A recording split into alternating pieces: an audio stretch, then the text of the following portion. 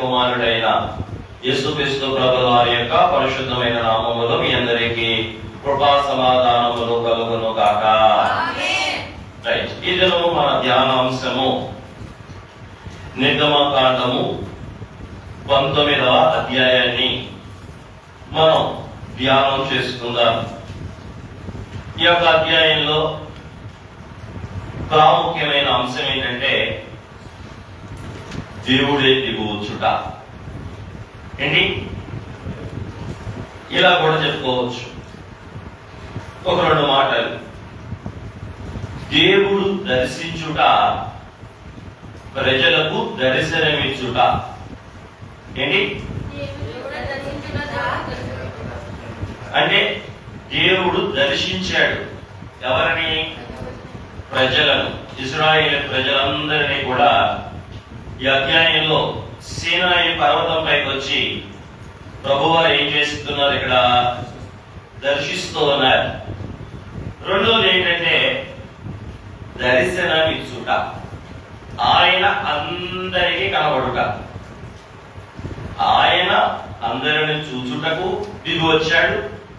రెండోది ఆయన అందరికీ కనబడడానికి దిగి వచ్చాడు. అంటే ఈ అధ్యాయం దైవ ఆగమన అధ్యాయము. ఏంటి? దైవ ఆగమన అధ్యాయము. ఆగమనము అంటే ఏంటి? దిగి వచ్చుట. అలాగే దైవ సన్నిధి కలిగిన అధ్యాయము. దైవ సన్నిధి. సన్నిధి అంటే ఏంటి? దేవుని ఉనికి. దేవుని ఉనికి, దేవుని ముఖము సన్నిధి, దైవ సన్నిధి అనుభవము కలిగిన అధ్యాయము. సన్నిధిలో ఉండేదేంటి? దేవుడు దర్శించటం, దేవుడు దర్శనమివ్వటం. సన్నిధి అంటే దేవుడు దర్శించటం, దేవుడు దర్శనమివ్వటం. అంటే దేవుడు కనబడటం, దేవుడు మాట్లాడటం. ఈ అధ్యాయంలో కూడా ఏం జరుగుతుంది? దేవుడు కనబడుతున్నాడు, దేవుడు మాట్లాడుతున్నాడు. అలాగే ప్రజలు చూస్తున్నారు, ప్రజలు వింటున్నారు. కాబట్టి ఈ అధ్యాయం ఏమధ్యాయం? దైవ సన్నిధి కలిగిన అధ్యాయం. మొదట ఏమనుకున్నాం? దైవ ఆగమన అధ్యాయము అంటే దేవుడు దిగి వచ్చిన అధ్యాయం. రెండవది దైవ సన్నిధి కలిగిన అధ్యాయం. మూడవది దేవుని యొక్క స్వభావ స్వరూపములను తెలియచేయు అధ్యాయం. దేవుని యొక్క స్వరూప స్వభావములను తెలియజేసే అధ్యాయం. ఎందుకంటే ఈ రోజు దాకా వారు ఏం చేశారు? మేఘములో సహాయం పొందారు, వాక్కులో సహాయం పొందారు, ద్వీప స్తంభంలో సహాయం పొందారు. కానీ ఏం చేయలేదు? ఆయన ఎలా ఉంటాడో చూడలేదు. కానీ ఇవాళ ఏం జరుగుతుంది? ఆయన దర్శిస్తున్నాడు, దర్శనమిస్తున్నాడు. కాబట్టి దేవుని యొక్క స్వరూప స్వభావము ఈ అధ్యాయంలో దేవుని యొక్క స్వరూపం, దేవుని యొక్క స్వభావం. ఆయన ఎంత మంచివాడు, ఆయన ఎంత గంభీరమైన వాడు, ఆయన ఎంత శ్రేష్టమైన వాడు, ఆయన ఎంత పవిత్రమైన వాడు, ఆయన ఎంత రోష కలిగిన వాడు, ఆయన ఎంత శ్రేష్ఠుడు, ఆయన ఏ విధంగా ఆత్మస్వరూపుడై ఉన్నాడు, దహించు అగ్ని ఉన్నాడు. ఈ విధమైన దైవ స్వరూపం, స్వభావం. ఇప్పుడు దాకా వారికి ఏంటంటే జస్ట్ ఆయన వల్ల వచ్చే మేలు, ఆయన దగ్గర నుంచి వచ్చే సహాయాన్ని దూరం నుంచి పొందుకున్నారు. ఎక్కడి నుంచి అంటే మేఘస్తంభం ఎక్కడో ఉంది, అగ్నిస్తంభం కూడా ఎక్కడో ఉంది. కానీ ఇవాళ దేవుడు కొండ మీదకి నేరుగా దిగొచ్చేశాడు. ఎంత దగ్గరికి అంటే అందరూ చూడగలిగినంత, అందరూ వినగలిగినంత దగ్గరకు వచ్చేసాడు. అందుకే ఈరోజు దేవుడి స్వరూపం ఏంటో, దేవుని స్వభావం ఏంటో తెలిసేసుకున్నారు. ఇక 4వది దైవ సహవాసము వెల్లడయ్యే అధ్యాయం. దైవ సహవాసం. దేవుడు దిగొచ్చింది దేనికి? దర్శించడానికన్నో దర్శనమిచ్చడానికన్నో. అంత మాత్రమే కాదు, దేవుడు మనతో నివసించడానికి కూడా. ఏంటి అంటే సహవాసం, నివాసం, సహవాసం. మీకు 20వ అధ్యాయంలో చెప్తా. ఇంకా నివాసం సహవాసం యొక్క అనుభవాలు 20వ అధ్యాయంలో మనం బాగా నేర్చుకుంటాం.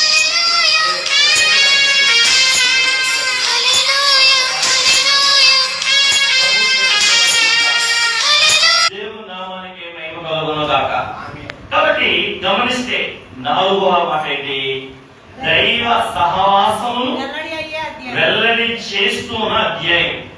అంటే దేవుడు నరుడితో ఏం చేస్తాడు? సహవాసం చేస్తాడు. ఏంటి? దేవుడు నరుడితో సహవాసం చేస్తాడు. దేవుడు నరుడితో మాట్లాడతాడు. ఇప్పుడు దాకా ఇది ఎవరికి తెలియదు, ఒక్కడికే తెలుసు. ఆ ఒక్కడెవరు? మోషేకి మాత్రమే తెలుసు. అది కూడా ఇక్కడ హోరేబు పర్వతం దగ్గర ఇటువంటి అనుభవాన్ని మోషే గారు చూశారు. అయితే ఇటువంటి భీకరమైన ప్రత్యక్షత చూడలేదు. అక్కడ చిన్న మండుతున్న పొదల్లో ఓ స్మాల్ ప్రత్యక్షత వచ్చింది. కానీ ఇక్కడ పెద్ద ప్రత్యక్షత. ఏముంది ప్రత్యక్షతలో? అగ్ని ఉంది. అగ్ని కనబడింది. 2వది పొగ కనబడింది. 3వది భూకంపం వచ్చింది. 4వది ఉరుములు వచ్చాయి. ఏమంటే ఇక్కడ ప్రార్థన చేసుకున్నావా? ఇవాళ చేసుకోలేదు కదా, అందుకే అది ఏదో అలా చెప్తున్నావు. ఇవాళ ఎప్పుడు తగ్గింది, ఎప్పుడు పోయింది, నా మనవరాలు ఎప్పుడు వచ్చింది అంతే తప్ప నా ఏసే ఏం మాట్లాడతానని ధ్యాస లేదు. ఉందా? లేదు కదా? చెప్పింది కరెక్టే కదా? ధ్యాసంలా? మరి ఆసక్తిగా నేను ఎంపవర్మెంట్లో మనవరాలు ఎప్పుడు వస్తుందని ఆలోచన ఏమన్నా నీకు? ప్రభు దేవుడికి స్తోత్రం కలుగును గాక. అలాంటి జాగ్రత్తగా వినాలి. చాలా మంచి మాటలు. ఈ అధ్యాయం చాలా గొప్ప అధ్యాయం. రండి, ఇక్కడ దేవుడు సహవాసం చేస్తూ ఉన్నాడు. పొదలో మోషే గారు అక్కడ కేవలం మండుతున్న పొదే చూశాడు. కానీ ఇక్కడ చాలా కనబడతా ఉన్నాయి. ఏమి కనబడుతున్నాయో? అగ్ని కనబడతా ఉంది, పొగ కనబడతా ఉంది, భూకంపం కనబడతా ఉంది, ఉరుములు కనబడతా ఉన్నాయి, మెరుపులు కనబడతా ఉన్నాయి, పెద్ద బోరల ధ్వని. ఎప్పుడు? దేవుడు నరుడితో సహవాసం చేయడానికి దిగొచ్చినప్పుడు. ఇవాళ లపాపం చేసుకోక మాత్రం చేసుకుంటే అలా బయటికి వెళ్ళి లోపలికి వచ్చేస్తాం. మన వినికొండలో 2 గోండాలు కొట్టుకుని చచ్చిపోయారు. ఒక ఆయన చచ్చిపోయాడు, ఒక ఆయన బతికాడు. ఆయన్ని పరామర్శించడానికి మాజీ ముఖ్యమంత్రి గారు, వైఎస్ఆర్సీపీ నాయకుడు వెళ్తున్నాడట.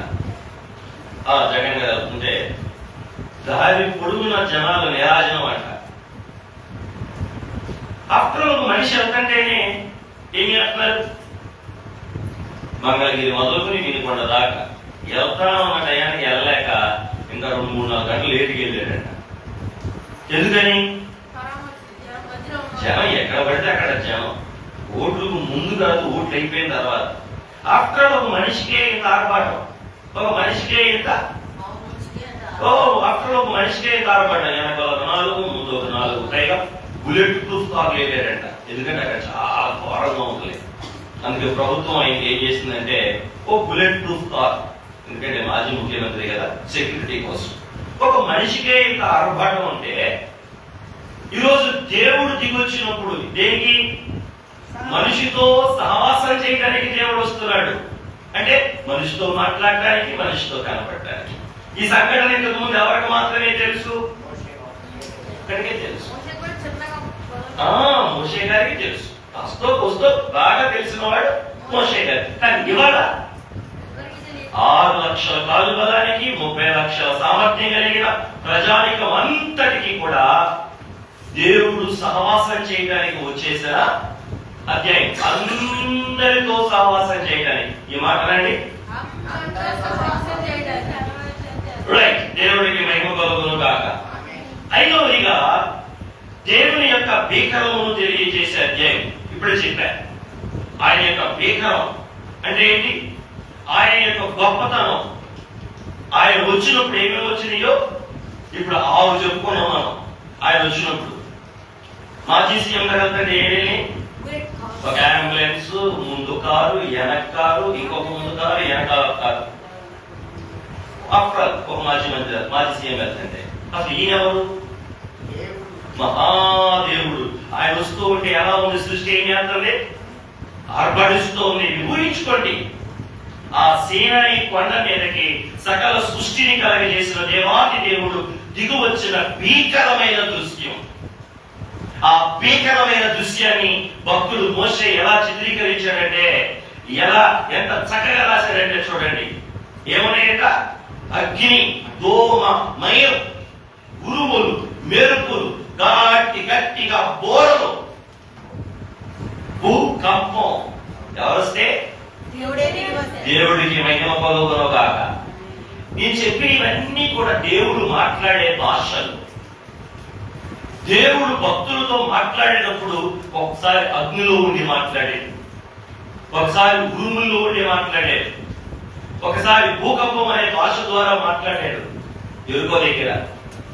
ఇట్లా రకరకాల ఇవన్నీ ఏంటంటే దేవుని యొక్క భీకరత్వాన్ని దేవుడు చూపిస్తూ ఉన్నాడు. ఆయన ఎంత గొప్పవాడో, ఆయన ఎంత గొప్పవాడో, ఆయన ఎంత గొప్పవాడో అని తెలియచేయడానికి. ఎక్కువ మంది సెక్యూరిటీ ఉంటే ఆయన ఎంత గొప్పవాడు.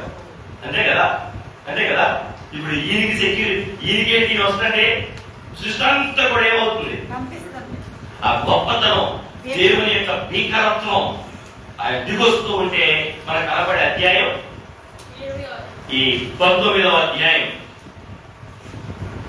అలాగే 6వదిగా ఆయన సన్నిధిలో ఉండేవారి యొక్క ఆయా అంతస్తులను కూడా ఈ అధ్యాయం తెలియజేస్తూ ఉంది. రాత్రి మీకు చెప్పాను, పరలోకం అంతా హోల్ ఒకే యూనిట్. అయితే అందులో ఉన్నవారు అందరూ ఒకేలాగా ఉండరు. పరలోకంలో కూడా ఏమున్నాయి? అంతస్తులు ఉన్నాయి. ఏంటండి ఆధారం? ఇవాళ అధ్యాయంలో ఉంటది. మోషే శిఖరం మీద ఉంటాడు, పెద్దలు మధ్యలో ఉంటారు, సామాన్యమైన జనం కొండ కింద దూరంగా ఉంటారు. ప్రభు వేసిన మేర దాటకుండా కొంతమంది ఏమో కొండ కిందే ఉన్నారు, కొంతమంది కొండ దగ్గర కొండపైకి వచ్చారు. పెద్దలు తీసుకెళ్తారు కదా ఇవాళ. మోషే గారు మాత్రమే శిఖరం మీదకి వెళ్ళాడు. అంటే ఎన్ని ఉన్నాయి? 3 అంతస్తులు ఉన్నాయి. మోషే గారు ఉన్న అంతస్తు 100 దంతలు, ఆ తర్వాత అంతస్తు 60 దంతలు, ఆ తర్వాత అంతస్తు 30 దంతలు. అంటే పరలోకంలో కూడా పంట అంతా ఒకటే. పంట ఏంటి అంటే అందరు ఇశ్రాయేలీయులే, అందులో అందరు ఇశ్రాయేలీయులే. కానీ అంతస్తు మాత్రం డిఫరెంట్. మోషే అంతస్తు 3 దంతల అంతస్తు. అందుకే శిఖరం మీదకి వెళ్ళాడు. కొండ మీదకి వెళ్తాం కాదు, శిఖరం వేరు, కొండ వేరు. కొండ పైకి శిఖరం మీదకి వెళ్ళాడు మోషే గారు.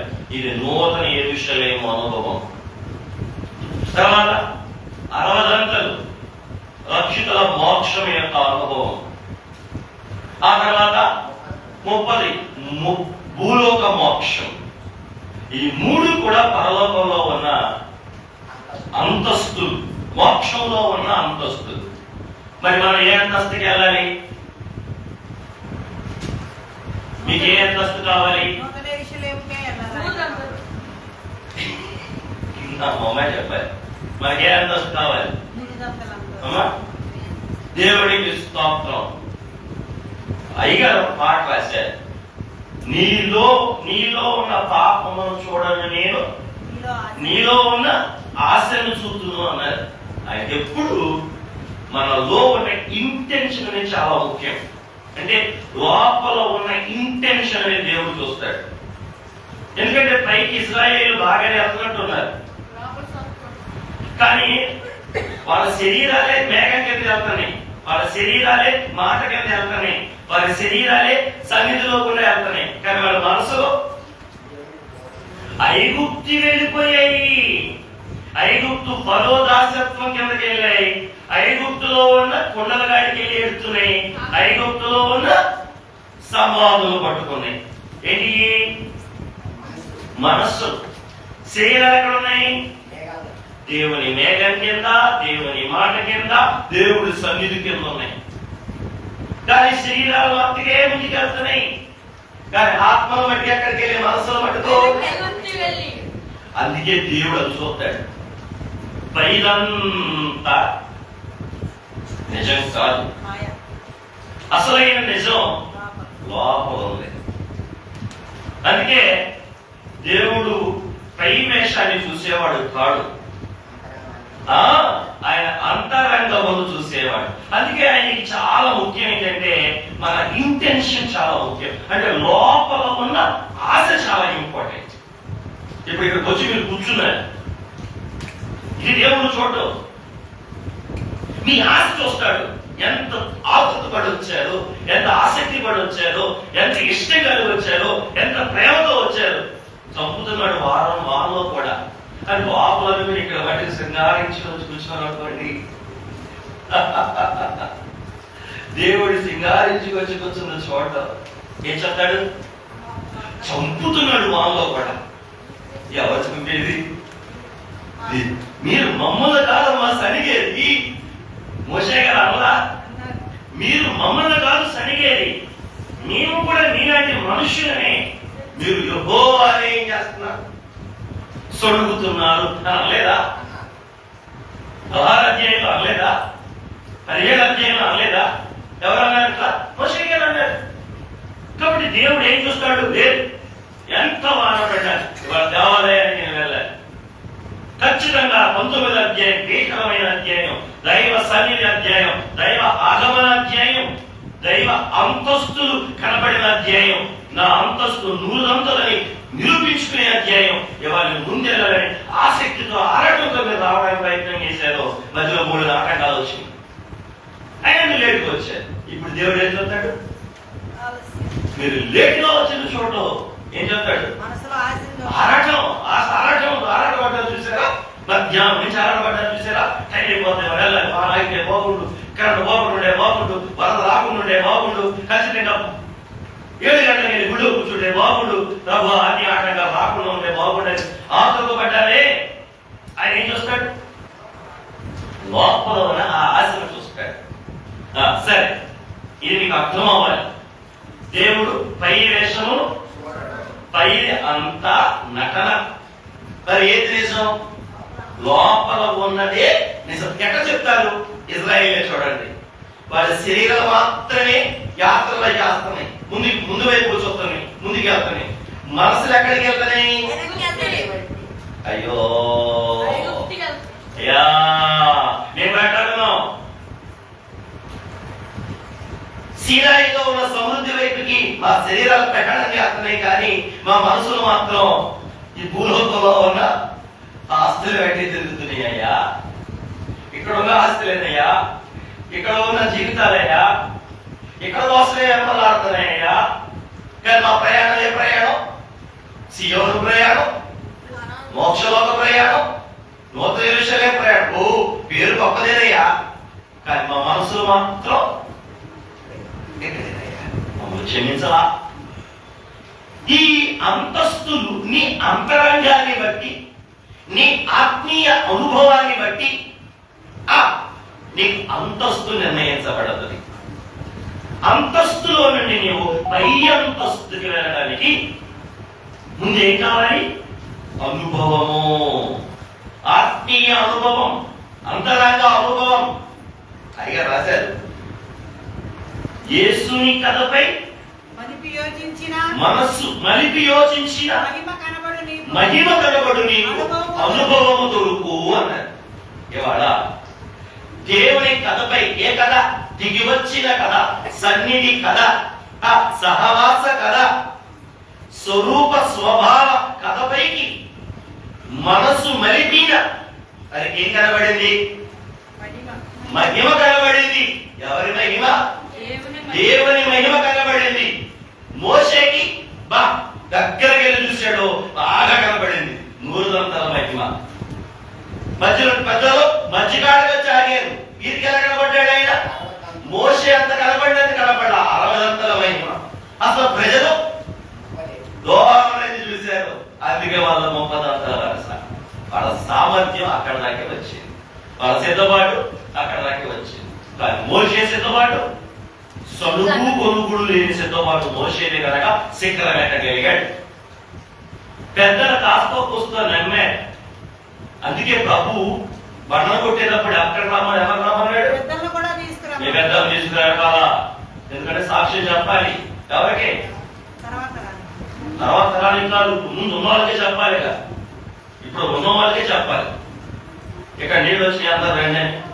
మోషే కొట్టాడు, బండల నుంచి వచ్చినాయి, సాక్ష్యం చెప్పాలి. దేవుడికి వందనాలు.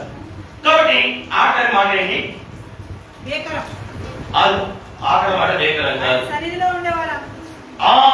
ఆరో మాట ఏంటంటే ఆయన సన్నిధిలో ఉండే వారి యొక్క ఆయా అంతస్తులను తెలియజేయు అధ్యాయము. ఏ అధ్యాయం? ఈ యొక్క అధ్యాయం. రైట్. దేవుడికి మహిమ కలుగును గాక. ఇప్పుడు నేను ఈ అధ్యాయంలో ఉన్న ప్రాముఖ్యమైన సందేశం 3 మాటల్లో చెప్తా. 1 విడిపించుట, 2 నడిపించుట, 5 దగ్గరకు చేర్చుకొనుట. ఏంటి? విడిపించుట, 2 నడిపించుట, చేర్చుకొనుట. ఒకసారి నా వైపు చూడండి. అమ్మ కృష్ణప్రియ, అదే ప్రియాంక, నా వైపు చూడాలి. ఏం చెప్పాను మాకు? విడిపించుట, 2 నడిపించుట, 4 3 దగ్గరకు చేర్చుకొనుట. ఆయన హస్తమును చాచి ఐగుప్తు నుంచి విడిపించాడు. ఆయన హస్తమును చాచి అరణ్యంలో నడిపించాడు. ఆయన హస్తమును చాచి ఆయన దిగివచ్చిన సీనాయి దగ్గరకు ఆయన రెక్కలలోకి ఏం చేశాడు? చేర్చుకున్నాడు. దేవుడికి మహిమ కలుగును గాక. ఒకసారి క్రోనాలజీ అంటే తారీఖులు కూడా మీరు చూస్తే ఇవాళ తారీఖు ఎంత? ఓకే, మన తారీఖు 19. నిర్గమాకాండములు మనం ప్రయాణిస్తున్న తారీఖు చూద్దాం. మొదటి వచనం చదవండి. ఇశ్రాయేలీయులు ఐగుప్తు దేశము నుండి బయలుదేరిన 3వ నెలలో వారు బయలుదేరిన నాడు 3వ నెల ఆరంభ దినము. రైట్. ఇప్పుడు వారి క్యాలెండర్ ప్రకారం దీని అయిన 3వ నెల వచ్చిందంట. ఎన్ని నెలలు వచ్చింది? అది 3వ నెల 1వ తారీఖు అంట. మీరు కనుక ఒకసారి చూడండి, నా వైపు చూడండి. వారు ప్రారంభమైంది ఎప్పుడు? మొదటి నెల 15వ తారీఖు. ఎన్ని నెల? Very good. ఇవాళ ఎంత? మొదటి తారీఖు. అంటే మొదటి నెల 15 రోజులు నడిచారు. ఆ తర్వాత 2వ నెల అంతా నడిచారు. 3వ నెలకి ఇవాళ వచ్చింది. 2వ నెల 30 రోజులు, మొత్తం 5 రోజులు 45 రోజులు ప్రయాణం జరిగింది. ఎక్కడికి రావడానికి? సీనాయి కాడికి వెళ్తాడు. మిమ్మల్ని అడగాలి, దేవుడు మోషేకి ఏమి చెప్పమన్నాడు? మోషే వెళ్ళి ఫరో గారికి ఏమి చెప్పాడు? 3 దినములంత ప్రయాణం. ఏంటి? 3 దినములంత ప్రయాణం. మా దేవుడైన యెహోవా తీసుకొచ్చి అక్కడ నాకు ఉత్సవము అని చెప్పాడు. 3 దినములు ఇప్పుడు ఎన్ని రోజులైంది? 45 రోజులైంది. ఒకసారి ఈ 45ని 3గా మారుతాం. అప్పుడు ఎన్ని రోజులు అయితే మీరు చెప్పండి. 45ని 3గా అంటే 3తో భాగించండి. 15 15 15 3 15 45 అంటే 3 రోజులు అని చెప్పినప్పుడు ఒక్కొక్క రోజుకి ఎన్ని రోజులు వచ్చినాయి? 15 రోజులు వేసుకుందాం. ఎన్ని రోజులు? 15 రోజులు. ఒకసారి మొదటి రోజున వారు ఏం చేయబడ్డారు? బయటకు వచ్చారు. అంటే విడిపించబడుట. ఏంటి? విడిపించబడుట. ఆ తర్వాత 15 రోజులకి ఎన్ని రోజులు అయ్యాయి? నెల అయింది. నెల ఎక్కడున్నారు వీళ్ళు? సీను అరణ్యంలోకి వచ్చారు. చూడండి 16వ అధ్యాయం 1వ వచనం. 16వ అధ్యాయం 1వ వచనం. తర్వాత ఇశ్రాయేలీయులు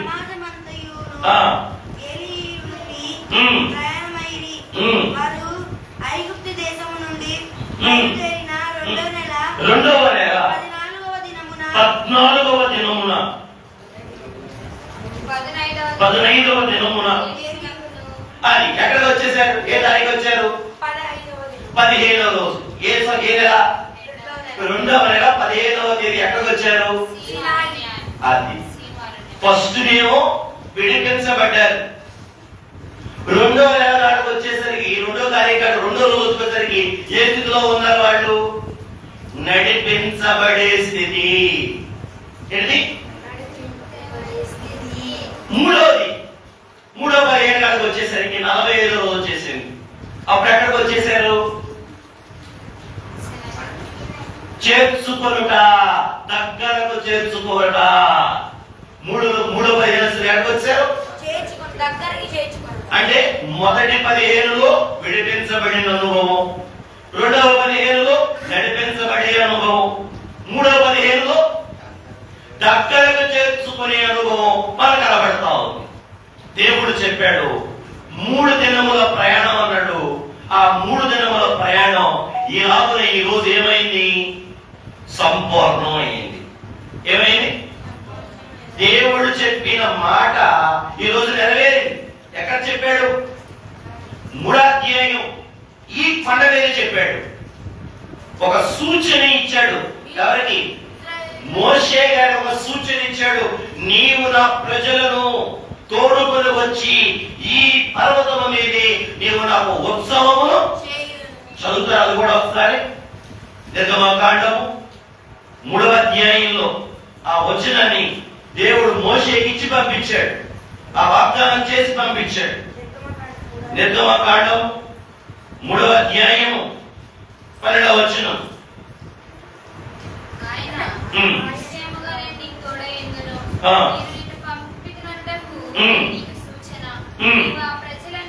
నీవు ఆ ప్రజలను ఐగుప్తులో తోడుకొని వచ్చిన తర్వాత మీరు ఈ పర్వతము మీద దేవుడికి మహిమ కలుగును గాక. దేవుడు సూచన ఇచ్చాడు. ఆ సూచన ఇవాళ ఏమవుతుంది? అది దేవుడి సూచన నెరవేరిన అధ్యాయం కూడా నిర్గమకాండం 19వ అధ్యాయం. సూచన ఇచ్చిన అధ్యాయమేమో 3, సూచన నెరవేరిన అధ్యాయమేమో 19. దేవుడు నమ్మదగిన వాడు. రైట్. ఈ అధ్యాయంలో ఈ 3 నెరవేరిపోయాయి. ఒకటి విడిపించుట. నిర్గమకాండంలో తన ప్రజలకు చేస్తానని మోషేకి చెప్పాడు, విడిపిస్తా అన్నాడు, విడిపించాడు. రెండోది నడిపిస్తానన్నాడు, నడిపించుకుంటా వచ్చాడు. మూడోది నా దగ్గరకు చేర్చుకుని అక్కడ మిమ్మల్ని ఆరాధించేటట్టు చేసుకుంటా అన్నాడు. ఇవాళ అక్కడికి వచ్చేసారు. ఇంకొక విషయాన్ని కూడా ఇక్కడ జ్ఞాపకం చేస్తా. ఈ తారీఖులోనే మొదటి నెల 15వ తారీఖున ఏం చేయబడింది? దేవుని గొర్రెపిల్ల అంటే పరలోకము నుండి వచ్చు యేసుక్రీస్తు ప్రభువు వారి యొక్క వదకు అది గుర్తుగా ఉంది. అంటే పరలోకం నుండి వచ్చిన దేవకుమారుని యొక్క సూచన. అక్కడ ఎవరు దిగొచ్చారు? దేవకుమారుడు దిగొచ్చాడు.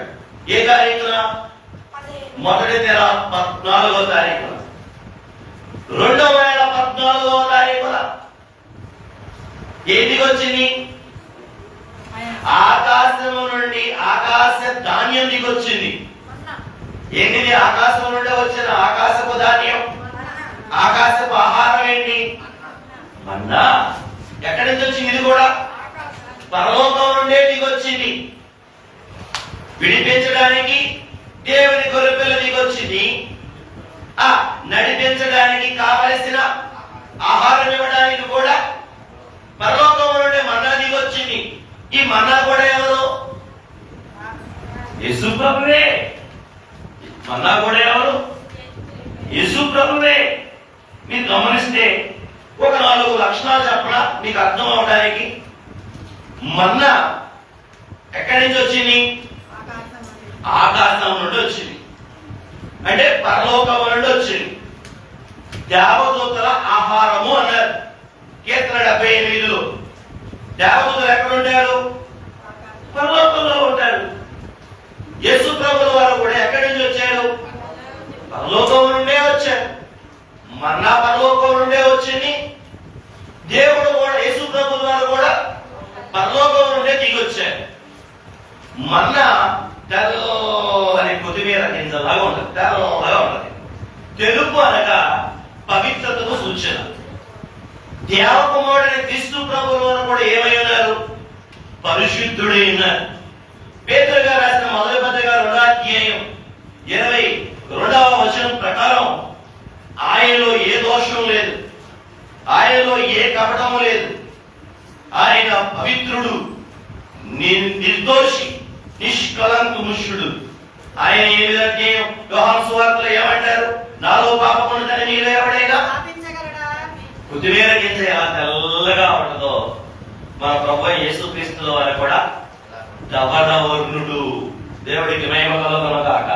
పరమ పవిత్రుడు. మూడవదిగా మనం చూస్తే ఈ యొక్క కొత్తిమీర గింజ ఎలా ఉంటుందంటే గుండ్రంగా ఉంటుంది. ఎలా ఉంటుంది అంటే మన కొత్తిమీర గింజ ధనియా ఎలా గుండ్రంగా ఉంటుందో ఈ మన్నా అనే ఆహారం కూడా గుండ్రంగా ఉంటుంది. గుండ్రము అంటే అర్థం ఏంటంటే పరిపూర్ణత. ఏంటి? సర్కిల్ ఏమంటారు తెలుగులో? వృత్తం. వృత్తం, సర్కిల్, పూర్ణము. అంటే దేవుని కుమారుడు క్రీస్తు ప్రభుల వారు కూడా ఎవరు? పర్ఫెక్ట్ మనిషి అయిన, పర్ఫెక్ట్ గాడ్ అయిన, అంటే పరిపూర్ణమైన వ్యక్తి, పరిపూర్ణమైన దేవుడు. దేవకుమారుడు క్రీస్తు ప్రభు వారు కూడా పరిపూర్ణుడు, మహిమ పూర్ణుడు. అంటే కొత్తిమీర ఎలా గుండ్రంగా ఉందో క్రీస్తు ప్రభుల వారు కూడా పూర్ణమైన వాడు, మహిమ పూర్ణుడు.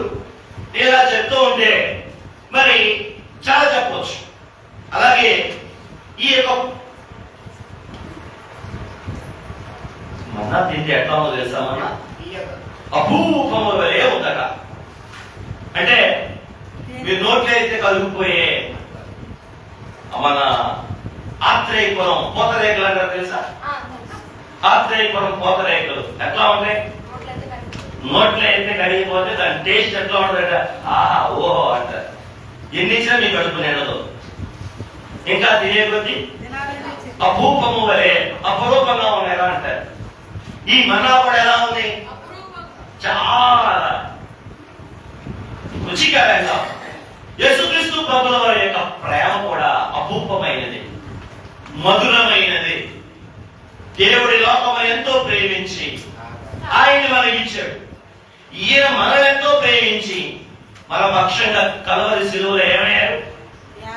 దానికి కారణం ఏంటి? ప్రేమ. తండ్రి మీరేం చేయించున్నారో ఎరుగరు. ఆ మాట్లాడడానికి కారణం ఏంటి? ప్రేమ. దేవుడు అన్నారు, దైవజనుడు అన్నారు, దేవుని ప్రేమను 2 మాటలు చెప్పారు. ఒకటి వచ్చెను, 2 ఇచ్చెను. దేవుడు నరుడుగా వచ్చాడు మన మీద ప్రేమ దేవుడు మన కొరకు వధించబడ్డాడు అంటే తన ప్రాణమునిచ్చాడు మన మీద ప్రేమతో. దేవుడికి మహిమ కలుగును గాక. దేవుడు వచ్చెను, దేవుడు ఇచ్చెను. ఇది దేవుని ప్రేమ. యేసు ప్రభువు వారు కూడా మన కొరకు దరుడుగా వచ్చారు, మన కొరకు తన ప్రాణాన్ని ఇచ్చారు, తన రక్తమును కార్చారు. ఏమిటిది? ఆయన ప్రేమ. యేసు రక్తము ప్రతి పాపము నుండి మనల్ని ఏం చేసింది? పవిత్రులుగా చేసింది. ప్రతి దోషము నుండి మనల్ని విడిపించింది. ఆ పావన రక్తము దారను మనకు అందడానికి కారణం దేవుని ప్రేమ. కనుక వారేమో అభూపము వంటి రుచి కలిగిన మన్నా తిన్నారు, మనమేమో అభూపము వలె ఉండి ఆయన సేయ రక్తాలు. అవును, గడ్డి తినే ఆవుకు తెలుసు దాని రుచి ఏంటో. ఎండుగడ్డి రుచి ఎలా ఉంటుందో, జనపగడ్డ రుచి ఎలా ఉంటుందో. నువ్వు ఈ వరిగడ్డ వేస్తే ఒకలాగా లాక్కుంటది, పచ్చగడ్డ వేస్తే ఇంకోలాగా లాక్కుంటది, జనపగడ్డ వేస్తే. జనపగడ్డ తెలుసా మీకు? జనపగడ్డ ఎప్పుడు చూడలేదు మీరు? వేసవకాలం జనపేస్తారు, ఎండబెట్టి వరిగడ్డలో దాన్ని ఊరేస్తారు. ఇలాంటి వానాకాలంలో గడ్డికి వెళ్తే ఖాళీ ఉండదు కాబట్టి, దొరకదు కాబట్టి ఆ జనపగడ్డ తీసి దానికి వేస్తారు. మానవులు మేతకి వెళ్ళలేదు. అందుకే ఆ పచ్చి రొట్టిని ఎండబెట్టి ఇప్పుడు ఆ పచ్చి రొట్టి వేస్తారు. అసలు అది వేస్తా ఉంటే అసలు కడ్డులే కట్టు లాగేసుకుంటా ఉంటది. దానికి వరిగడ్డి కంటే పచ్చగడ్డి రుచి ఎక్కువ, పచ్చగడ్డి కంటే ఈ జనపగడ్డ రుచి ఎక్కువ. ఈ రుచి తెలిసిన ఈ గేద, ఎత్తు, ఆవు, తున్న ఏం చేస్తాయి? జంతువులకి వాటి రుచి తెలిసింది. కానీ ఈరోజు ఈ పాపికి, ఈ రక్షించబడిన వ్యక్తికి యేసుక్రీస్తు ప్రభువు వారి యొక్క సేయ రక్తాల యొక్క రుచి. కానీ ఆయన రుచి తెలిసిన వాడు వాటి మూలముగా బ్రతుకున్నాను ప్రభు చెప్పారు. కాబట్టి ఆయన సేయ రక్తాలు. మరి రేపు పొద్దున సేయ రక్తాలు అంటే మన కట్టునే ఏం చేయాలి? మనం కూడా వాద వచ్చిందని చెప్పి ఇంట్లో ఉండొచ్చా? కట్టుగా లాక్కోవాలి. ఏమైనా ఆ రోజు స్లాబ్ ఏం చేయాలి? రుచి తెలిస్తే ఇటు వస్తావు. నీకు ఆ రుచి తెలిసింది కాబట్టి. ఈ రుచి అభూపము వంటిది యేసయ్య రుచి. ప్రభు శరీరము పాప వ్యాధికి ముందు, సాతాన్ని బంధించడానికి సొంతు, దేవుడితో సహవాసం చేయడానికి కూడా ఇదేంటి చక్కటి సొంతు. దేవుడికి స్తోత్రం. అయ్య రాశారు, పాపానికి ముందు, సాతానికి బంధు, ప్రభుతో సహవాసానికి సొంతు. ఎస్టేరు పాఠాలు చెప్తూ ఈ మాటలు అయ్యగారు చెప్పారు. వర్తమానం చెప్తూ, సంస్కారం వర్తమానం చెప్తూ కూడా ఇదే చెప్పారు. దేవుడికి మహిమ కలుగునుగా. కాబట్టి ఆ మన్నా ఎలా అపూపం వంటిదో, యేసయ్య సేయ రక్తాలు కూడా ఆయన ప్రేమతో మన కొరకు పెట్టిన ఆయన సేయ రక్తాలు కూడా మనకి ఎలాంటి అపూపం వంటి మధురమైన రుచి కలిగినది. ఆయన రుచి మీకు తెలుసా? ఆ రుచి ఎలా ఉండదు చెప్పండి కొద్దిగా. దేని రుచి తెలుసా? ముంజికాయ నీళ్ళు రుచి తెలుసా? ముంజి రుచి తెలుసా? ముంజికాయ నుంచి ఏం చేస్తారు? ఏలు పెట్టి చురుకుంటారు అంటారు. ఆ తప్పిపైన ఆ కుడివైపు తొమ్మ కూడా యేసు ప్రభువుల యొక్క ప్రేమను ఉన్న పరంగా చురుకున్నాడు మోషే గారు. ఎక్కడున్నారు మీరు? ఇక్కడే ఉన్నారా? ఆ దొంగ దగ్గరికి వెళ్ళొస్తున్నారా? ఇక్కడే ఉన్నారా? ఆ దొంగ ఏం చేశాడు? పక్కనే ఉన్న దేవుడి ప్రేమను చురుకున్నాడు. అబ్బా, ఒక పక్కనోడికి ఏమో మింగుడు పడల, ఇంకో పక్కనోడికి ఏమో అబ్బా తండ్రి ఏం చేయించున్నారు కూడా అన్నాడు. ఈయన సామాన్యుడు కాదు, ఈయన ప్రేమామయుడు, నన్ను కూడా అంగీకరిస్తాడని చెప్పి యేసు రాజ్యంతో వచ్చినప్పుడు జ్ఞాపకం, ఈ శిక్ష నీకు నాకు తగినదా? ఆయనకి తగదు. ఆయన కనిపెట్టేశాడు, ఆయన ప్రేమను కనిపెట్టేశాడు. ఆ మాటలో, ఆ శాంతంలో, ఆ క్షమాపణలో ఇక ప్రేమను చురుకోవటం మొదలెట్టాడు. దేవుని బిడ్డలారా, అది ఏం మేలు చూశాడు, ఏ అద్భుతాలు చూశాడు, ఏ సువార్త విన్నాడు. కాసేపట్లో చనిపోబోతున్నాడు ప్రభు. ఆయన దిగలేడు, వీడిని చెప్పలేడు. కానీ వాడికి ఏం కనపడింది? దేవుడిలో అద్భుతమైన అఖండమైన ప్రేమ కనబడింది. అందుకే ఆయన మీద విశ్వాసం నుంచి ఈ రాజ్యంతో వచ్చినప్పుడు నాకు జ్ఞాపకం చేసి ఈ రాజ్యమే ఇవ్వు నాకు భూలోకం ఉందనుకున్నాడు. యేసు ప్రేమలో ఉన్న మాధుర్యాన్ని ఆ కుడివైపు చురుకున్నాడు. మన్నా ఎలా అపూపము వంటిదో క్రీస్తు ప్రభు శరీరక్తాలు కూడా మనకు అటువంటి అపూపమైనది. ఇక చాలా మన్నా గురించి ఇంకా చెప్పనా, ఇంకా ముందు పాటలు చాలా ఉంటాయి. ఇంకొకటి చెప్తా. మన్నా గురించి చెప్పినప్పుడు మన్నా అందరికీ చేయబడింది, అందించబడింది. అందరికీ పాలెంలో ఉన్న అందరికీ అందించబడింది. యేసుక్రీస్తు ప్రభు అందరికీ చేయండి. 10-36 అపోస్తల కార్యం ఈ అవసరం. యేసుక్రీస్తు ప్రభు చెప్పలే అందరికీ ప్రభు. ఆయన సర్వలోక మానవాళి పాప పరిహారార్థమై జన్మించాడు, పరిహారార్థమై మరణించాడు, పాప పరిహారార్థమై మృతుడైలేచాడు, పాప పరిహారార్థమై తిరిగి రాబోతున్నాడు. సంపూర్ణంగా పాపం లేకుండా చేసి మనం తీసుకెళ్ళిపోవడానికి రాబోతున్నాడు. అంటే యేసు ప్రభువు వారు అందరి కొరకు పుట్టాడు, అందరి కొరకు మరణించాడు, అందరి కొరకు తిరిగి లేచాడు. అందులో నో డౌట్. మన్నా కూడా అందరికీ అందించబడింది. దేవుడు కూడా తన కుమారుని అందరికీ అందించాడు. దేనికి?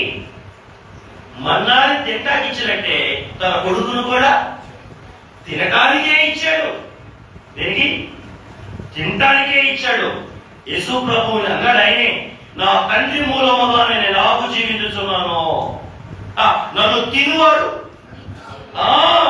నా శరీరక్తమును తినువాడు నా మూలముగా జీవించును అన్నాడు. యోహాను సువార్త 6వ అధ్యాయంలో మన్నాతో పోల్చుకున్నాడు. మన్నా కంటే గొప్పవాడిగా యేసు ప్రభు గారు పోల్చుకున్నాడు. మన్నాను తిని పితరుడు చనిపోయారు, కానీ నన్ను తిరుగువాడు అంటే దేవుడు ఉద్దేశం ఏంటి? అందరూ కూడా ఏం పొందుకోవాలి చెప్పే? అందరూ కూడా ఆయన శరీరక్తాలు తినాలి. మీ ఇంట్లో మీ నాన్న, మీ ఇంట్లో మీ అబ్బాయి, మీ ఇంట్లో మీ మిస్సెస్, మీ తల్లిదండ్రులు అందరూ తినాలి. కానీ మనం మాత్రమే తింటున్నాం. వాళ్ళందరూ ఎప్పుడు తింటారు? వాళ్ళందరూ ఎప్పుడు తింటారు? తినకపోతే నిత్య జీవనం లేదు. వాళ్ళు తినేటట్లుగా మనమే మన కుటుంబాన్ని దేవుడి దగ్గరికి నడిపించుకోవాలి. ఇక ఆఖరిగా మీరు చూస్తే మన్నాను చూసి వాళ్ళు ఏమన్నారు తెలుసా? ఇదేమి వాళ్ళకి అర్థం కాదా? వాడు ఎప్పుడు చూడలేదని వాడు కొత్తగా చూశారు. హేళనగా ఇదేంటి అన్నారు. ఈరోజు లోకం యేసు ప్రభువు వారిని కూడా ఏమంటారు? ఇదేంటి, ఇదే పద్ధతి, చంపుతుంటే సంపాదించుకున్నాడు, ఆయన రక్షిస్తాడు, జుగుప్సగా మారాడు, చూడమని వాడిగా చేయబడ్డాడు, తను తాను రక్షించుకోలేకపోయాడు, ఆయన ఎలా రక్షిస్తాడు అని రోజు ప్రభుల వారిని కూడా లోకం ఏం చేస్తుంది? ఇదేంటి, ఇదేమి అని ఆక్షేపణ చేస్తూ ఉన్నారు. ఆ రోజు ఆహారాన్ని ఆక్షేపించినట్టే నన్ను తిని త్రాగువాడు నిత్య జీవం గలవాడంటే ఆయన శిష్యులు ఏం చేశారు? ఈయన ఎలాగున తాగగలం, ఈయన రక్తం ఎలా తాగగలం, ఈ శరీరం ఎలా తినగలం అని ఏం చేశారు? ఆక్షేపణ చేసి, హేళన చేసి వెళ్ళిపోయారు. దేవుని బిడ్డలారా, 2వ నెల 14వ తారీఖున 15వ తారీఖున ఏమి దిగొచ్చింది? పరలోకం నుండి ఆహారం దిగొచ్చింది.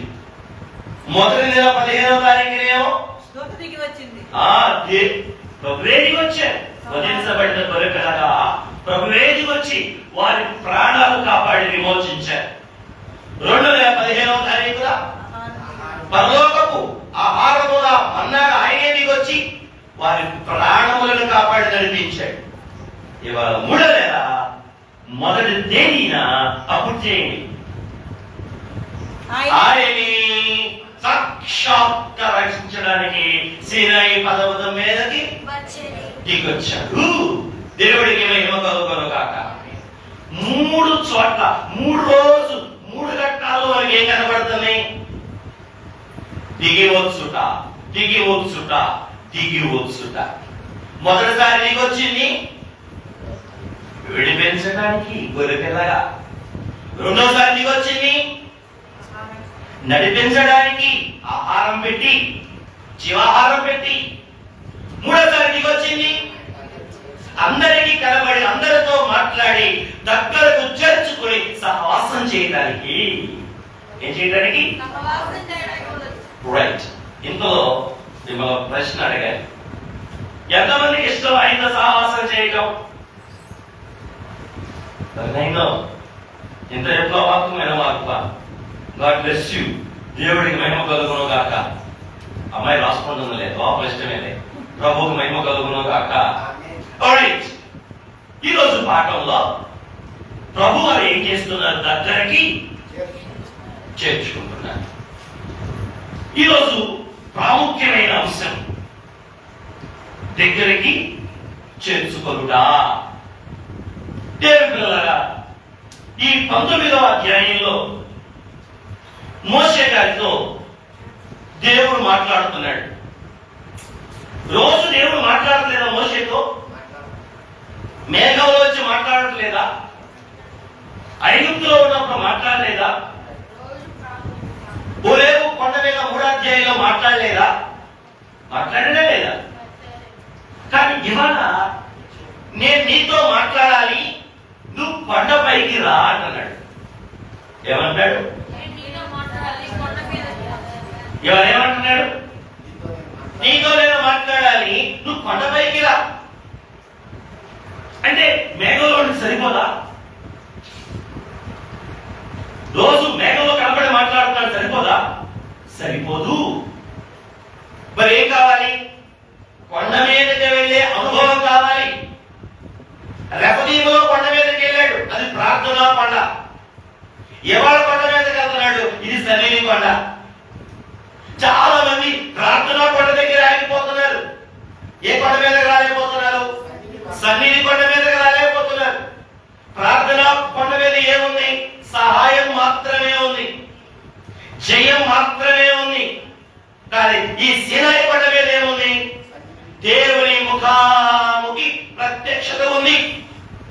ఈ ముఖాముఖి ప్రత్యక్షతను మోషేకి ఇవ్వడానికి లోక సన్నిధిలో నుండి ఎక్కడికి పిలుస్తున్నాడు? దేవుడు ఉన్న సన్నిధిలోకి పిలుస్తున్నాడు. దేవుడికి మహిమ కలుగును గాక. ఇంతకు ముందు మాట్లాడిన మాటలు అక్కడి నుంచి దేవుడు కలగజేసిన సన్నిధిలో నుండి దేవుడు మాట్లాడాడు. ఇప్పుడు దేవుడు ఉన్న సన్నిధిలో నుండి దేవుడు మోషేతో మాట్లాడాలనుకుంటున్నాడు. ఈ రెండింటిలో ఏది నీకు ఇష్టం? దేవుడు కలగజేసిన సన్నిధిలో ఉంటారా? దేవుడు ఉన్న సన్నిధిలో ఉంటారా? ఈరోజు అందరికీ అలవాటు అయిపోయింది, దేవుడు ఉన్న సన్నిధిలో పంచాలయ్యా. కానీ దేవుడు అంటున్నాడు, సరిపోదు మోషే, నువ్వేం చేయాలి? నా దగ్గరికి రా, శిఖరము ఎక్కు, అక్కడ నేను నీతో మాట్లాడతాను అంటున్నాడు. అందుకే దైవజనుడు బైబిల్ మిషన్ పెట్టిన మనకి ప్రార్థనా పండుగకి సరిపెట్టుకోమాకండి, సన్నిధి కొండ కూడా మీరు ఎక్కండి, ప్రతి ఇంటిలో సన్నిధిని ఏర్పాటు చేసుకోండి, దేవునితో ముఖాముఖిగా మాట్లాడడం అలవాటు చేసుకోండి, దేవుని స్వరూప స్వభావాన్ని చూసే అలవాటు చేసుకోండి, దేవుని సహవాసాన్ని అలవరుచుకోండి అని అయ్యారు. అందరికీ ఏం నేర్పించారు? లోక సన్నిధా, ముఖాముఖ సన్నిధా, బహిరంగ సన్నిధా, అంతరంగ సన్నిధా? లోక సన్నిధ, తండ్రి సన్నిధా. కాబట్టి దేవుని పెట్టారా, మేఘంలో నుండి మాట్లాడేది చాలదు, గుడిలో మాట్లాడేది చాలదు, పరిస్థితుల ద్వారా మాట్లాడేది చాలదు, అక్కడ వచ్చినప్పుడు మాట్లాడేది చాలదు. మరేం కావాలి? వ్యక్తిగతంగా, ఏకాంతంగా నీతో ఆయన మాట్లాడాలి అని ఆశపడుతున్నాడు. అందుకే ప్రత్యేకంగా ఈరోజు మోషే ఏం చేస్తున్నాడు? మోషే కొండ మీదకి రా. ఏమన్నాడు? మోషే ఈరోజు కొండ మీదకి రా. దేవుడు ఈరోజు ప్రత్యేకంగా కొండ మీద పిలుచుకుంటున్నాడు. ఈ అనుభవం ఏ అనుభవం? దైవ సన్నిధి అనుభవము. బైబిల్ మిషన్ బిడ్డలమైన మనం కూడా ఏకాంతంగా ఇప్పుడు అందరితో కలిసి మాట్లాడుతున్నాడు. ఇది కోట సన్నిధి. మనందరికీ కూడా ఏమంటారు? ఏకాంత దైవ సన్నిధి, ముఖాముఖి సన్నిధి. మనం ఎదగాలి. అలా ఎదిగిన మోషేకి ఏ అంతస్తు వచ్చింది? పై అంతస్తు. అంటే 300 అంతస్తు వచ్చింది. రైట్. ఇప్పుడు మోషే సన్నిధిలోకి తీసుకెళ్ళి ఈ అధ్యాయంలో దేవుడు మోషేతో మాట్లాడాడు. వింటున్నారా? ఎవరితో మాట్లాడారు? ఇప్పుడు ఎందుకు దేవుడు ఏదో మాట్లాడుతున్నాడంటావా? 2 చెవులు మూసుకుని కూర్చున్నావా? నాతో మాట్లాడుతున్నా ఆయన మాట్లాడుతున్నాడా? ఏం చేయాలంటే రేపటి నుంచి ఈ సన్నిధికి సాయంకాలం గుడుందిగా అని చెప్పి ఇంట్లో ప్రార్థన చేసుకోకుండా, ఇంట్లో కనిపెట్టుకోకుండా, ఇంట్లో దేవుడు మాట అందుకోకుండా ఏం చేయకూడదు. ఏం చేయాలి? సాయంకాలం కూడా ఉంది కదా అని చెప్పి ఉదయం మానేయకూడదు. ఉదయం కూడా లేచి కొండెక్కాలి. ఏ కొండ? సన్నిధి కొండ. ఎక్కారా పొద్దునే? ఏం పౌరు గారు, ప్రసాద్ గారు, లక్ష్మి అండి పొద్దునే ఎక్కారా? చల్లగా ఉందని చెప్పి రక్తం పట్టుకున్నారు. ఉదయం ఎక్కారా? దేవుడికి స్తోత్రం. ఏదైనా దర్శనం గాని, స్వప్నం గాని, మాట గాని, ఆదరణ గాని, ప్రేరేపణ గాని, ఆత్మదాన్ని ఇచ్చారా? ఈ 40 రోజుల మానవుల గుడికెళ్ళు అనే స్వరం వినపడిందా? నేను చెప్పే వాక్యాలు జాగ్రత్తగా విని నేర్చుకో అని వినపడిందా? ఈ రాత్రి ప్రభు మీకు వినిపించదు గాక. సత్యదేవుడు, దేవుడికి మహిమ కలుగును గాక. అంటే మేఘం కింద మాట్లాడే మాట సరిపోదు, రోజువారీ మాట్లాడే మాట సరిపోదు. కాబట్టి దేవుడు మోషే ఏం చేస్తున్నాడు? ఎక్కిరా. ఎక్కడికి? నేనున్న గాడికి రా. రోజు మోషే ఉన్న గాడికి దేవుడు వచ్చాడు. ఇది మోషే గారు ఉన్న గాడికి దేవుడు వచ్చాడు. ఇప్పుడు ఏం చేస్తున్నాడు? మోషే దేవుడు ఉన్న గాడికి ఏది గొప్ప అంటారు? 15వ అధ్యాయంలో నేల దగ్గరికి ప్రజలు వచ్చారు. 17వ అధ్యాయంలో నీళ్ళే ప్రజల దగ్గరికి వచ్చాయి. ఇవాళ అధ్యాయంలో ఇవాళ దాకా దేవుడే ప్రజల దగ్గరికి వచ్చాడు. కానీ ఇవాళ నుంచి దేవుడి. ఈ అనుభవం ఎక్కడ దొరికింది? రైట్. మీకు అర్థమయ్యేదని చెప్తా. పెళ్లి కాకముందు పెళ్లి చేసుకోవడానికి, పెళ్లి చూపులు చూసుకోవడానికి పెళ్లి కూతురు దగ్గరికి ఎవరు వస్తారు? పెళ్లి కొడుకు వస్తాడా? పెళ్లి కొడుకు పెళ్లి కూతురు దగ్గరికి వచ్చిందా? పెళ్లి కూతురు పెళ్లి కొడుకు దగ్గరికి వెళ్తుందా? బాగా ఆలోచించారు. ఏ కుమారెడ్డి, ఒకసారి మన ఫ్లాష్ బ్యాక్ వెళ్దాం. నేను చెప్పేది మన లైఫ్ లోనే. అసలు చెప్పండి, పెళ్లి అనే కాన్సెప్ట్ వస్తే మాటలు జరిగితే, ఆ మాటలు జరిగేటప్పుడు, మాటలు జరిగిన తర్వాత ఎంగేజ్మెంట్ సమయంలో, ఎంగేజ్మెంట్ వరకు పిల్లవారింటికి పెళ్లి కూతురు వస్తుందా? పిల్లగాడింటికి? పెళ్లి కూతురింటికి పిల్లగాడు వస్తాడా?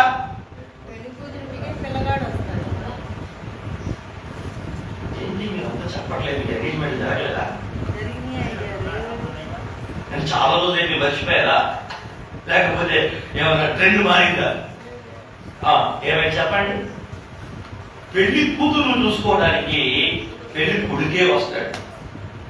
పెళ్లి కూతురు వెళ్ళి పెళ్లి కొడుకు చూసుకోదు. కాళ్ళు ఏళ్ళు చూడి ఏం చూసుకోదు. కానీ పెళ్లి కొడుకు వారి తరపు వాళ్ళు వచ్చి, పెళ్లి కొడుకు వచ్చి ఎవరు చూసుకుంటాడు? పెళ్లి కూతురు చూసుకుంటాడు. ముక్కు వంకర, కన్ను వంకర, తల వంకర, చెవు వంకర, కాలు వంకర, ఏమేమి వంకరలు ఉన్నాయన్నీ ఆ రోజు చూసుకోవాలి. అందుకే దానికి ఏం పేరు? పెళ్లి చూపులు. ఎవరు వస్తారు? అట్లాగే నిర్గమాకాండంలో బయటిగా వచ్చిన కాడి నుంచి సీనాయి పర్వతం దాకా జరిగిన పని ఏంటంటే పెళ్లి చూపులు కార్యక్రమం. ఏం కార్యక్రమం? అందుకే ఎవరు దిగొచ్చారు? దేవుడే దిగొచ్చాడు. ఎవరి దగ్గరికి? ఇజ్రాయేల్ ప్రజల దగ్గరికి. ఏం చూసుకోవడానికి? నా మాట వింటారా, నాకు లోపడతారా, నాకు సరిపోతారా, నన్ను పోలుంటారా, నాకు నచ్చుతారా, నేను చేసుకోవచ్చా, నాకు తగిన వారేనా, ఇంకొక ఎవరైనా చూసుకోవచ్చా, ఇలా చెక్ చేసుకోవడానికి తన కొరకు వీరిని ఏర్పాటు చేసుకోవడానికి దేవుడే ఏం చేశాడు? అందుకే నిర్గమకాండం 12వ అధ్యాయం నుండి నిర్గమకాండం 19వ అధ్యాయం వరకు కూడా దేవుడే ప్రజల దగ్గరికి ఏమయ్యాడు? వస్తూ ఉన్నాడు. దేవుడు వచ్చాడు. కానీ 19వ అధ్యాయం కాడికి వచ్చేసరికి మోషే ఏం చేయమంటున్నాడు? నీవే నా దగ్గరికి రా. ఏమంటున్నాడు? నువ్వే నా దగ్గరికి. ఈ ఆడపిల్ల ఈ అబ్బాయి దగ్గరికి ఎప్పుడు వెళ్తుంది? అంటే పెళ్లికి వెళ్దా? అంటే పెళ్లి చేసుకోవడానికి వెళ్దా? మరి పెళ్లి అయినాక వెళ్తాంటారండి. అంటే మీ మనసు సంసారం దాకా వెళ్ళింది. ముందు పెళ్లి అవ్వాలి కదా, తప్పేం లేదు. ఆత్మీయ జీవితంలో దేవునితో సంసారం అంటే ఏంటి? సహజీవం అంటే ఏంటి? మమేకమవటం. మీరు నాలో, నేను మీలో. అది తర్వాత. దానికంటే ముందు ఏమవ్వాలి? వివాహం అవ్వాలి. ఈరోజు మోషేని దేవుడు ఏం చేస్తున్నాడు? బయటికి రా. దేనికి? ఎప్పుడు ఆడపిల్ల వెళ్తుంది పీడల మీదకి? పెళ్లి సమయంలో వెళ్తుంది. అంటే నేను మీకు ఏం చెప్పాలనుకుంటున్నానంటే, ఈ నిర్గమకాండం 19వ అధ్యాయం ఇశ్రాయేలీయులకు దేవుడికి పెళ్లి వంటిది. అందుకే ఈ అధ్యాయంలో దేవుడు నిబంధన చేసుకుంటాడు. ఎవరితో? ఇశ్రాయేలీయులతో నిబంధన. పెళ్లి రోజు కూడా ఏం జరుగుతాయి? నిబంధనలు జరుగుతాయి. ఏంటి నిబంధనలు? భర్త నీ మాట నేనేంట,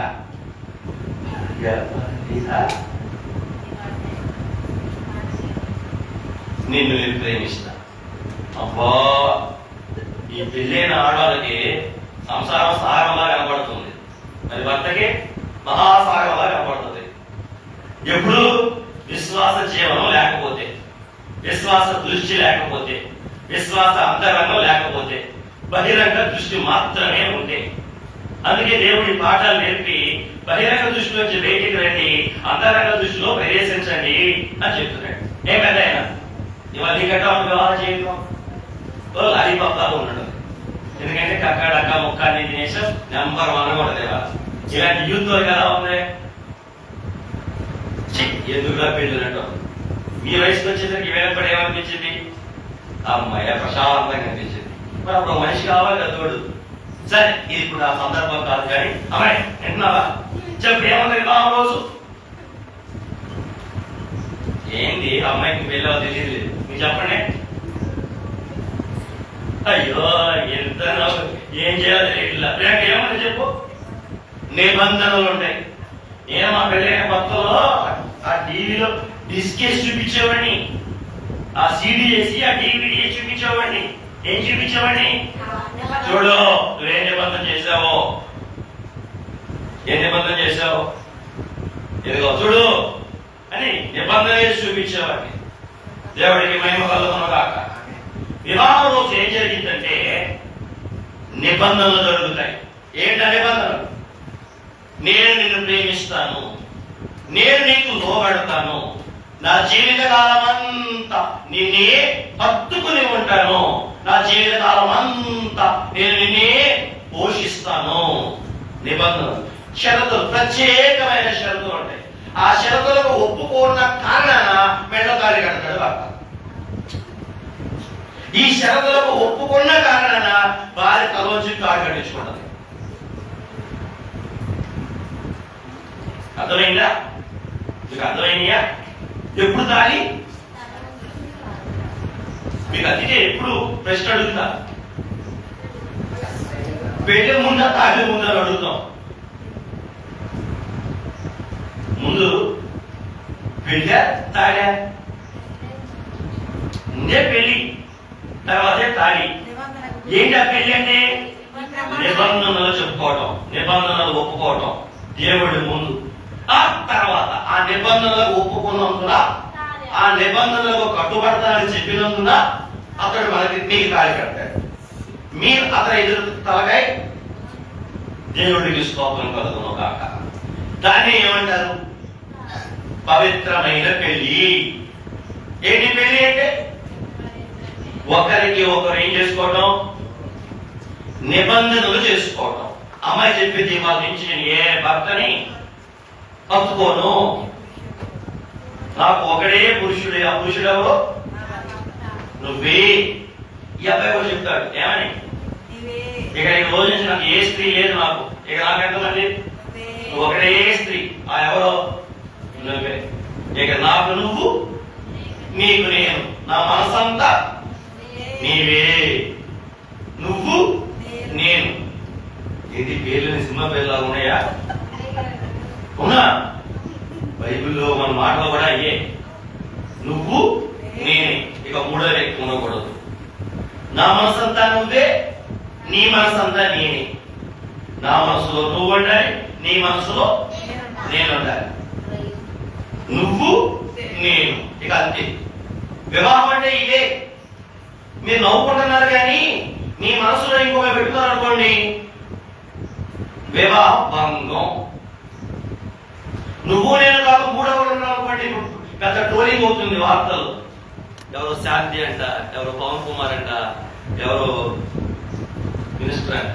నీ కడుపులో పుట్టిన కొడుక్కి తండ్రి ఎవరో చెప్పమని కూర్చున్నాడు. వార్తలు జరుగుతుంది, టీవీలో చెప్తుంది. ఇప్పుడు ఆ అమ్మాయికి వాళ్ళిద్దరు కాక మూడోవాడు ఎవడో వచ్చాడు. ఇప్పుడు పెళ్లి ఏమైంది?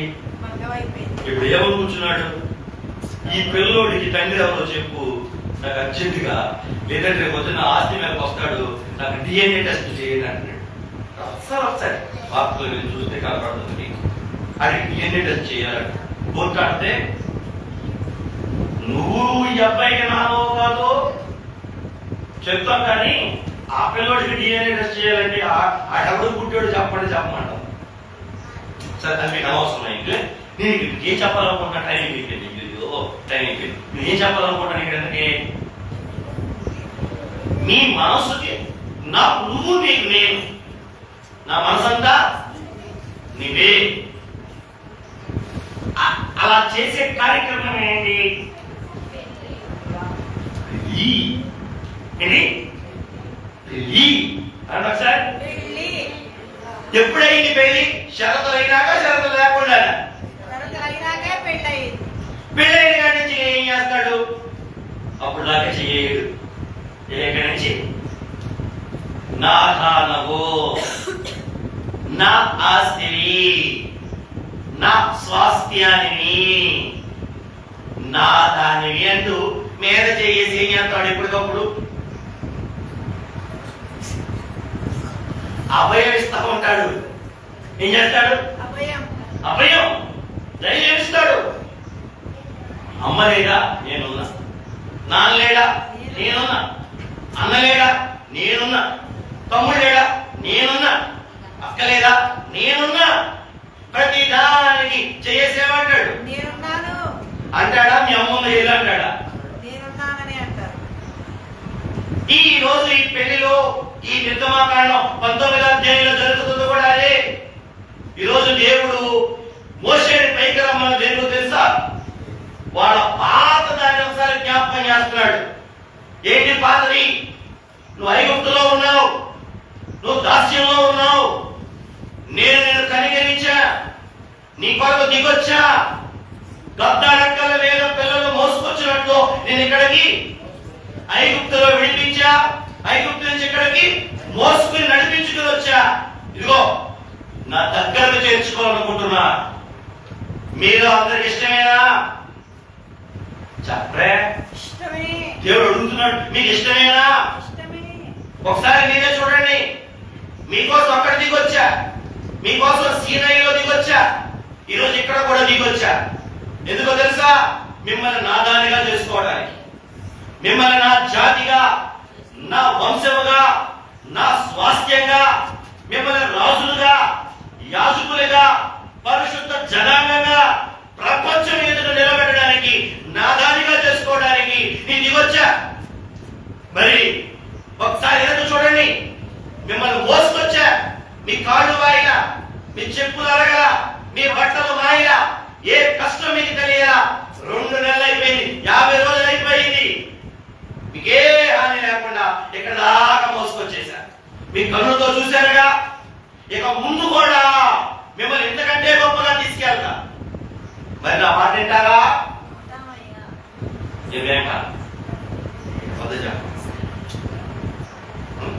మీరు రోజు తింటావా? తీరయ్యా, నేను పొరపాటు నేను తీరయ్యా. అంటే నీకు ఎవరు ఇష్టం? నేను ఇష్టమా, మెరుపులు ఇష్టమా? మెరుపులే ఇష్టం. నాకంటే ఎక్కువ ఇష్టమా? అంతేనయ్యా. నాకంటే నీకంటే ఇజ్రాయేల్ అంతే భంగం చేసేసారు. అదే గురించి చెప్తాడు పెళ్లి. ఇక్కడికే ఇది బాగా గుర్తు పెట్టుకోండి. పెళ్లి దగ్గర ఆపేసేవారు. ఎక్కడ ఆపేశారు? పెళ్లి దగ్గర ఆపేశారు. రేపు పెళ్లి కంటిన్యూ చేసి రేపు